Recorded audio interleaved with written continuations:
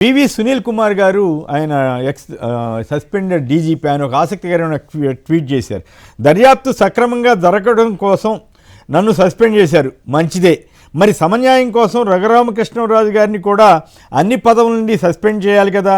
CBI దర్యాప్తు సక్రమంగా జరపడానికి ఆయన్ని పదవుల నుండి తొలగించాలి కదా. చట్టం అందరికీ సమానమైన మెసేజ్ వెళ్ళాలి కదా అని ఆయన అన్నారు. కానీ అది కాదన్న సంగతి ఇప్పుడే మనం చూసాం కదా. ఈ కొన్ని విషయాల్లో ఆయన రఘురామకృష్ణరాజు గారి కంపెనీల మీద సిబిఐ దర్యాప్తుకి సుప్రీంకోర్టు గ్రీన్ సిగ్నల్ ఇచ్చిన నేపథ్యంలో సునీల్ కుమార్ గారు చేసిన వ్యాఖ్య అది.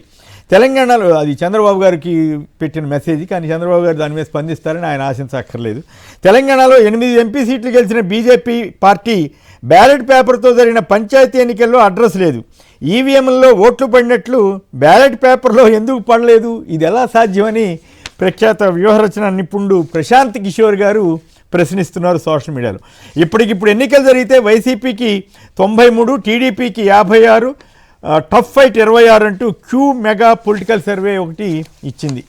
దేశంలోని అప్పుల్లో రికార్డు సృష్టించిన చంద్రబాబు భారతదేశ చరిత్రలోనే కేవలం 18 నెలల కాలంలోనే బాబు చేసిన తప్పు ఏ ముఖ్యమంత్రి కూడా చేయలేదని కాంగ్రెస్ నేత తులసిరెడ్డి గారు అంటున్నారు. ఆయన అంటున్నారు, కానీ వాళ్ళ పార్టీ అధ్యక్షులు అగ్రనేత రాహుల్ గాంధీ వాళ్ళు మాత్రం చంద్రబాబు గారికే వంత పాడుతున్నారు కదా. మన పాలన ప్రజలకు నచ్చడం లేదన్న చంద్రబాబు, కానీ బాబు నాయకత్వాన మరో 15 ఏళ్ళు కూటమిదే పాలన అంటున్న పవన్ కళ్యాణ్. దీనికి సోషల్ మీడియాలో పెట్టిన చమత్కారం ఏంటంటే చిటికలు పవన్ కళ్యాణ్ గారు చిటికలు వేస్తున్నారంట, చిటికలు అని చెప్పి. అలాగే డాక్టర్ కె శ్రీనివాస ఒక ఆయన ఎవరో కేఎస్ వర్మ గారట. జగన్మోహన్ రెడ్డి గారు పోలవరం ప్రాజెక్ట్ కుడివైపు ఇరిగేషన్ జంట సొరంగాల ఒరిజినల్ సామర్థ్యం 20,000 క్యూసెక్కులు కాగా మీ హయాంలో పట్టుబట్టి మరి వాటి సామర్థ్యం మీరు రెట్టింపు అంటే 40,000 క్యూసెక్కులకు పెంచి ఆ సొరంగాల నిర్మాణం చేపట్టగా ఇప్పుడు ఆ ట్విన్ టనెల్స్ అదే సామర్థ్యంతో రూపుదిద్దుకుంటున్నాయి. దీనివల్ల భవిష్యత్తులో కలిగే ప్రయోజనాలు బాగుంటాయి, అందుకు అభినందనీయం అంటూ జగన్ గారిని మెచ్చుకుంటూ ఒక వర్మ గారంటే ఒక ఆయన ట్వీట్ చేశారు. చలిలో న్యాయం కోసం పూజారి పోరాటం. దుర్గాంజనేయ స్వామి ఆలయ పూజారి 2వ రోజు నిరాహార దీక్ష. కలెక్టర్ వద్ద 2వ రోజు కూడా కలెక్టరేట్ వద్ద సాగుతున్న దీక్ష. సింగనమల దుర్గాంజనేయ స్వామి ఆలయ పూజారి దీక్ష కొనసాగింపట ఆగిపోయిందా, భగ్నం చేశారట. తాజాగా వచ్చిన వార్త ఏంటంటే మరి సనాతన ధర్మం అయినా ఆయన ఏం చేస్తున్నారో సనాతన మంత్రి గారు ఉన్నారు కదా మనకి. బేరం గురిదితే బిల్లు పేదల ఇళ్ల ఏజెన్సీలకు సర్కారు 880 కోట్ల బకాయి డిమాండ్ చేసినంత కమిషన్ ఇచ్చే కంపెనీలకే బిల్లులు వస్తున్నాయంట. అయ్యా చంద్రబాబు గారు మన ప్రభుత్వం ఎందుకు బాగాలేదో చెప్తున్నారు. పొలంలో ప్రైవేట్ పవర్, వ్యవసాయ పంపు సెట్ల సోలరైజేషన్ పేరుతో దోపిడీకి రంగం సిద్ధం. కేంద్ర ప్రభుత్వ సంస్థ సఖీతో నాడు ఒప్పందం తప్పన్న చంద్రబాబు ఇప్పుడు ప్రైవేట్ సంస్థలతో అధిక ధరకు సోలార్ ఒప్పందాలు చేసుకుంటున్నారట. సెకీ విద్యుత్ యూనిట్ ₹2.49 అయితే చంద్రబాబు గారు కొంటున్నది ₹3.09. డిస్కమ్ల కోరిక మేరకు టారిఫ్ను ఆమోదించిన రెగ్యులేటరీ కమిషన్. సో ఈ రకంగా సాగుతోంది. ఆదాయం వచ్చేలా ఋషికొండపై నిర్ణయం, మంత్రుల వెల్లడి. ఆదాయం వస్తుందట. మరి ఇప్పుడు జగన్ గారిదేనా అని అడుగుతున్నారు. ఆదాయం జగన్ గారికి ఇస్తారా అని కొందరు నెటిజన్లు సరదాగా చమత్కారంగా ప్రశ్నిస్తున్నారు.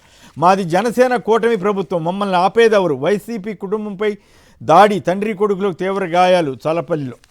దావోస్ ప్రచారం కోసం 30 లక్షలతో మ్యాగజైన్ తీసుకొస్తున్నారట. ఆయనకి వెళ్ళలేదు, వచ్చే నెలలో వెళ్తారు.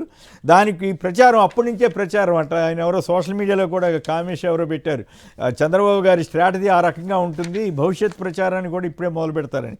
ప్రైవేట్కు లాభాలు, ప్రభుత్వానికి నష్టాలు, ఇదేం విధానం? 100% ఎఫ్డీఏలతో విదేశీ కంపెనీలు ప్రజలను దోచుకునే ప్రయత్నం అన్న రాజ్యసభ వైసీపీ సభ్యుడు ఆళ్ల అయోధ్య రామిరెడ్డి.